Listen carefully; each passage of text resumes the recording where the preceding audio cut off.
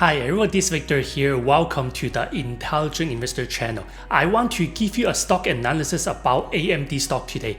AMD stock dropped as much as 12.68% year to date this year, mainly because many large fund managers rotated their investments from growth stocks to value and cyclical stocks that are recovering from the pandemic. The drop is also because the market is concerned that there will be a much higher inflation rate and much higher interest rates going forward. Now, many people ask, is AMD stock a buy now? Is AMD stock undervalued now? What is AMD stock's long-term growth prospect? What are the risks? And what is AMD's intrinsic value per share? I'm going to answer all these questions in this video by covering these topics. First, I will talk about what is AMD's business model. Then I will talk about AMD's 3 long-term growth prospects. I will also talk about AMD's 3 main risks we should know about. Then I will talk about what's AMD stock's fair intrinsic value per share. I will also talk about, am I going to buy AMD stock? If you like this video, smash the like button, subscribe, and turn on the notification button. I will continue to make many excellent stock analysis videos every week that will help you become a great investor. Also, if you like this channel and want to support it, check out my Patreon blog in the video description and become a patron. You'll be able to download the latest intrinsic value estimates for all the stocks I'm analyzing, so you will know when a stock is overvalued, fairly valued, or undervalued. The link is in the video description. Take a look, let's start. So what is AMD's business model? AMD earns revenues mainly from selling high-performance CPUs and GPUs used in gaming computers, selling mobile processors used in laptops, selling professional processors used by many professionals and content creators, selling custom-made CPUs and GPUs for game consoles such as the PS5 and the Xbox Series X, and selling processors and GPUs used in workstations and data centers. AMD is a fabless company similar to Nvidia. AMD no longer owns its foundry. AMD designs its own chips and outsources chip manufacturing mainly to TSMC, the largest semiconductor foundry in the world. Because AMD no longer owns its own manufacturing plants, AMD is much less capital intensive compared to before, and AMD is therefore much more profitable compared to before. So for example, in the recent Q1 2021 quarter, AMD's gross margin was 46% and its operating margin was 19%.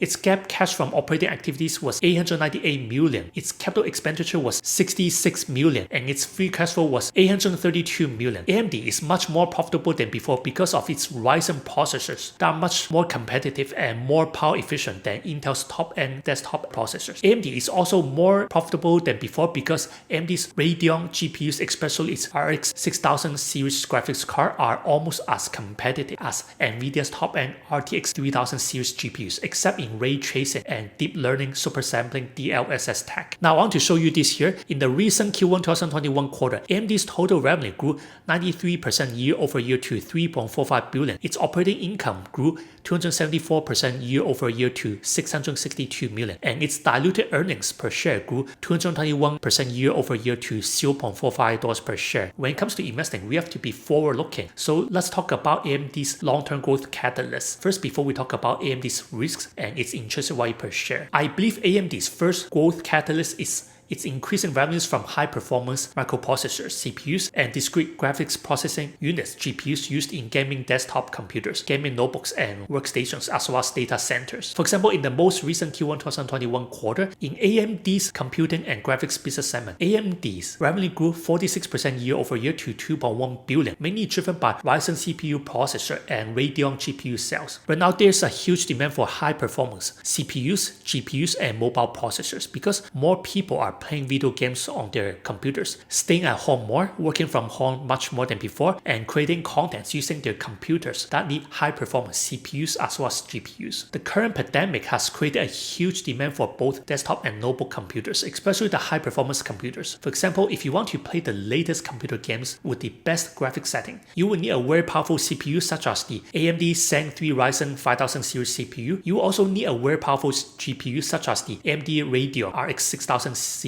graphics card. High-performance gaming notebooks are very popular now. Also, there's still a huge demand for crypto mining, especially mining Ethereum. Many crypto miners buy AMD and Nvidia GPUs to mine cryptocurrencies because gaming GPUs are much more powerful than CPUs. This is from the recent earnings call. It shows the large demand in AMD's Ryzen CPUs and Radeon GPUs and mobile processors now. AMD CEO Dr. Lisa Su said this: against the backdrop of strong overall PC demand, our revenue is growing significantly significantly faster than the market, particularly in the ultra-thin gaming and commercial segments. As a result, we believe we gained client processor revenue share in the quarter. Our revenue share has doubled over the last 2 years as we have expanded in the premium products. In notebooks, we deliver our 6th straight quarter of record mobile processor revenue based on sustained demand for Ryzen 4000 series processors and the launch of our new Ryzen 5000 series processors. Ryzen Mobile 5000 series processors revenue has ramped twice as fast as the prior generation. We expect continued growth in 2021 as the number of notebook platforms powered by our new processors is on track to increase by 50% compared to our prior generation. We expect Radeon 6000 series GPU sales to grow significantly over the upcoming quarters as we ramp production. If you look at AMD's CPU roadmap here, AMD will likely be releasing its next-gen 5nm based Zen 4 CPUs in 2022. Right now, AMD's 7nm based Ryzen 5000 CPUs are already at least one generation ahead of Intel's top-end desktop CPUs when it comes to performance and power efficiency. If you look at this AMD versus Intel desktop market share here, you can see that AMD has been getting a large amount of desktop CPU market share from Intel in the past 2 years. AMD will be releasing its next-gen RDNA 3 GPUs most likely in 2022 or 2023. This will compete with Nvidia's next-gen GPUs that will likely release in 2022 or 2023. AMD's second growth catalyst is its increase in revenues from custom chips made for the next-gen game consoles, such as the PlayStation 5 and the Xbox Series X. Both PlayStation 5 and Xbox Series X use AMD's custom-made RDNA 2 GPUs. As of now, there is a huge demand for PlayStation 5 and Xbox Series X and S. The demand for them is much higher than the supply. For example, if you search for PlayStation 5 and Xbox Series X, they are sold out everywhere in retail stores because there is not enough supply to meet all the demands. The global chip shortage is actually affecting the PlayStation 5 and Xbox Series supplies now.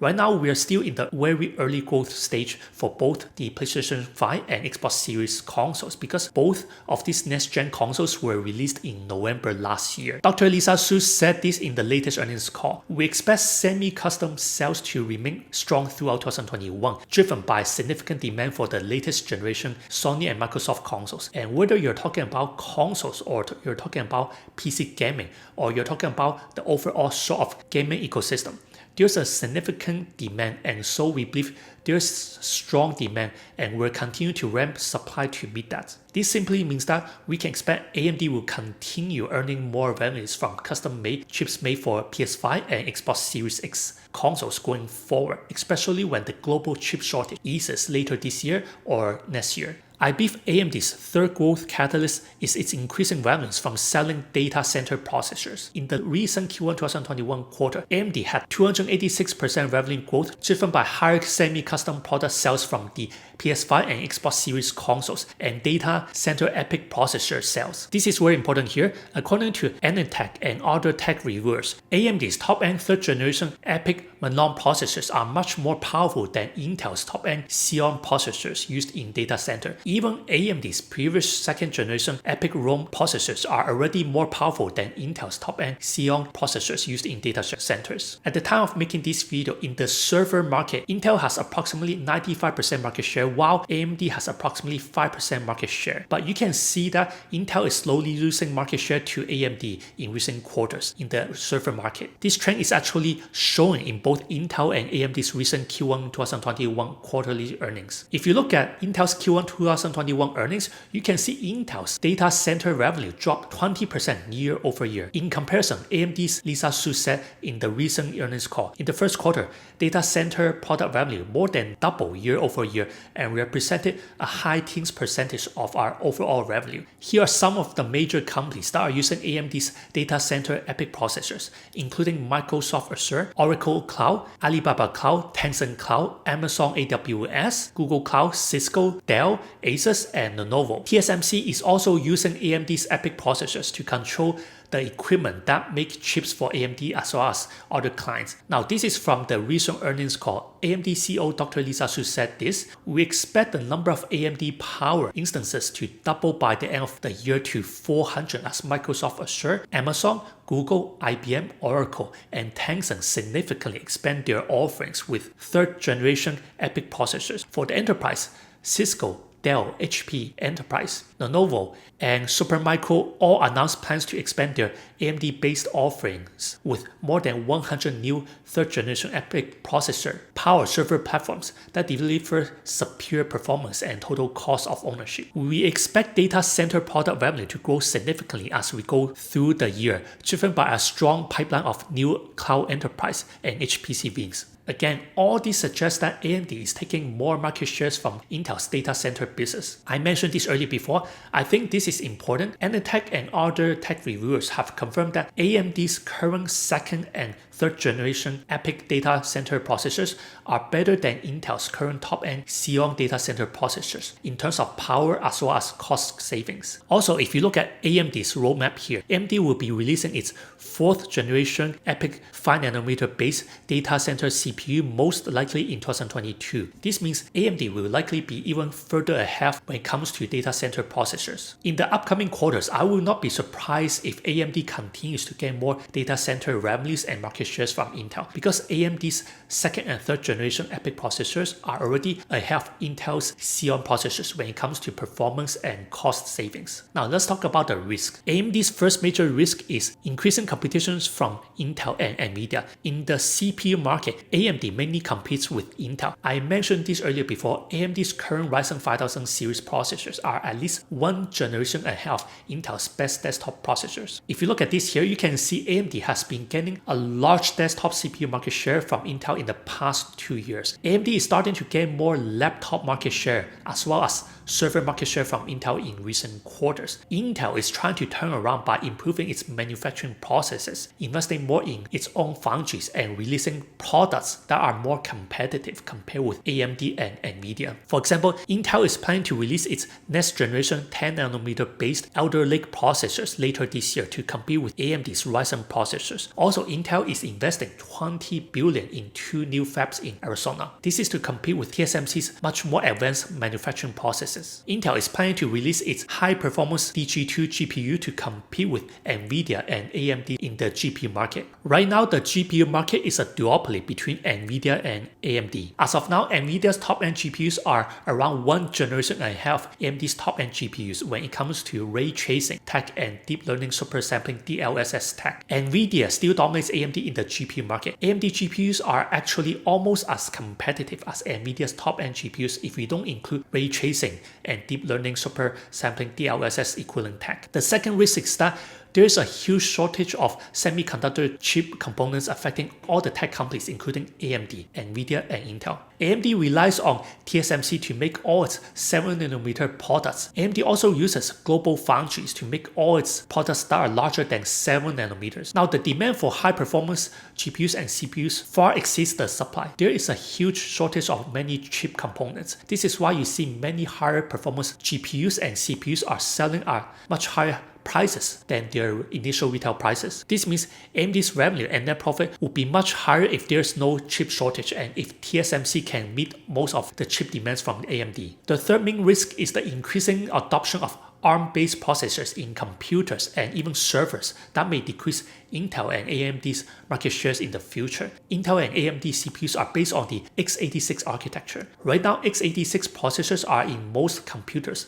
laptops, game consoles, data centers, servers, and workstations. In comparison, ARM-based processors are in most smartphones, tablets, and mobile devices. This is because ARM-based processors are much more power efficient than x86 processors. Traditionally, ARM-based processors are not as powerful as x86 processors. But now, Apple ARM-based M1 system on chips SoC is more powerful in single-thread performance and much more power efficient than many of AMD and Intel's top-end CPUs. So for example, if you look at this CPU single-thread performance chart here, you can see that Apple's M1 chip has the highest single-thread performance score compared with Intel and AMD CPUs. Apple's 5nm based M1 chip is also much more power efficient than Intel and AMD's chips. Also, Microsoft is making its own ARM-based chip for its servers and PCs. Amazon is using its own ARM-based processor for its Amazon EC2 cloud platform. All this means is that ARM-based chips may take away more CPU market shares from Intel and AMD going forward if many large companies start to make their own ARM-based chips for their computers and servers instead of buying x86 chips from AMD or Intel. Now here is the important part. Nvidia is acquiring ARM. Nvidia understands that ARM-based architecture is the future and knows that ARM is the only major competitor to x86 processors as of now. Let's talk about AMD's intrinsic value per share. First, I define AMD's intrinsic value as its future cash flow discounted to the present day. I will only forecast AMD's future cash flow for the next 5 years. Personally, I don't think it's realistic to forecast AMD's cash flows for 10 years because it is very hard to predict a tech company's future innovations and new technologies for 10 years. I believe forecasting 5 years of cash flow is more realistic and reasonable for AMD. Here are the key assumptions. The discount rate is 10% compared with 8.5% WACC rate from Finbox. I usually use a discount rate of 10% to 15% depending on the company's risk. I expect AMD's free cash flow growth rate will be somewhere between 30% and 50% compound annual growth rate CAGR each year for the next 5 years. This is just an estimate based on the growth catalyst I talk about in this video. Now, of course, AMD's past 3 years free cash flow growth rate was much higher than 50% CAGR, but we have to be forward-looking if we want to estimate AMD's fair intrinsic value. Now, I calculated the internal value at the end of year 5 using the average of two models, the perpetual growth model and the exit multiple model. Let's go over each of these case scenarios, the worst case scenario, the normal case scenario, and the best case scenario. You can download this intrinsic value calculator in my Patreon blog. The link is in the video description. Under the worst case scenario, we're using a compound annual growth rate CAGR of 30%. If we project AMD's free cash flow to the next 5 years and then discount it to the present day, then AMD's intrinsic value as a whole company should be around 107.11 billion. If we divide this by the shares outstanding, AMD's intrinsic value per share should be around $88.16 per share. Now, in comparison, AMD's current stock price is around $80.08 per share and 97.3 billion market cap as of May 28, 2021. Under the normal case scenario, we're using a 40% compound annual growth rate. If we project AMD's free cash flow to the next 5 years and then discount the cash flows to the present day, AMD's intrinsic value as a whole company should be around 152.78 billion. And if we divide it by the shares outstanding, AMD's intrinsic value per share should be around $125.74 per share. Now, in comparison, AMD's stock price is at $80.08 per share and 97.3 billion market cap as of May 28, 2021. And under the best case scenario, we're using a 50% compound annual growth rate. If we project AMD's free cash flow to the next 5 years and then discount all the cash flows to the present day, then AMD's intrinsic value as a whole company should be around 213.15 billion. And if we divide this by the shares outstanding, then AMD's intrinsic value per share should be around $175.43 per share. In comparison, AMD's stock price is at $80.08 per share and 97.3 billion market cap as of May 28, 2021. Under the worst case scenario with a 30% CAGR rate, if we compare AMD's intrinsic value to the stock price, that means AMD is currently around 9.2% undervalued. Under the normal case scenario with a 40% compound annual growth rate, if we compare AMD's intrinsic value to the stock price, that means AMD is around 36.3% undervalued. And under the best case scenario with a 50% compound annual growth rate, if we compare AMD's intrinsic value to the stock price, that means AMD is around 54.4% undervalued. Even under the worst case scenario, if AMD's free cash flow will grow at a 30% CAGR rate each year over the next 5 years, I believe AMD's fair interest value is around 107.11 billion in market cap or $88.16 per share. This means AMD is likely undervalued now at the time of making this video. So am I buying AMD stock? Yes, I am planning to buy more AMD shares in the future, especially if it becomes even more undervalued. I already have AMD shares, that's about 3.5% of my stock portfolio. Personally, I like AMD's long-term growth prospects I mentioned in this video. I also like AMD's product roadmaps, especially its Ryzen processors, its EPYC data center processors, and its upcoming Radeon RDNA 3 GPUs. If AMD's free cash flow will grow at a 30% CAGR rate each year over the next 5 years, I believe AMD's fair interest value is around 107.11 billion in market cap or $88.16 per share. Now, all these estimates are only my opinions and my analysis based on my research. Make sure to always do your research and do your extra due diligence first. If you like this video, smash the like button, subscribe, and turn on the notification button. I will continue to make many excellent stock analysis videos every week that will help you become a great investor. Also, if you like this channel and want to support it, check out my Patreon blog in the video description and become a patron. You'll be able to download the latest intrinsic value estimates for all the stocks I'm analyzing, so you will know when a stock is overvalued, fairly valued, or undervalued. The link is in the video description. Thank you for watching this video. This is Victor from the Intelligent Investor channel. I will see you in my next video.